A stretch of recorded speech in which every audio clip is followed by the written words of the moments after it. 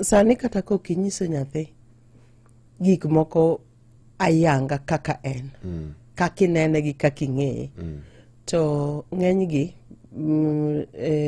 ka giromo higni 10 giseng'eyo gigo te.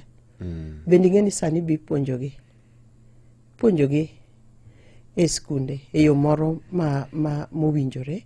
Koro ka in janyuol to pod ok ibedo jachir mar wacho gi nyathi weche ma chalo kamano, to in emodhi okawi ka ng'at ma giluongo ni madheni kona ufala pache ok ochier. Koro ing'eni in emidhi bedo ng'atno ma ok chal ng'ama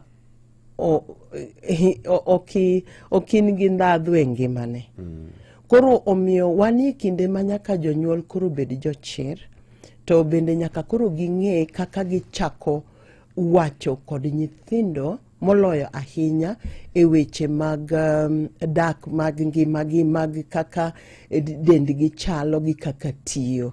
Nikech piny bendo mer, omiyo ka ok ichako gi nyithindo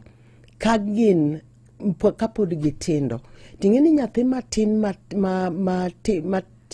tok higni 10 kaduogo chien, en nyathi ma kaponi ng'ato timogo timbe mag njore, to nitie kaka ng'ano kowachone to obro ling', ok obi wacho.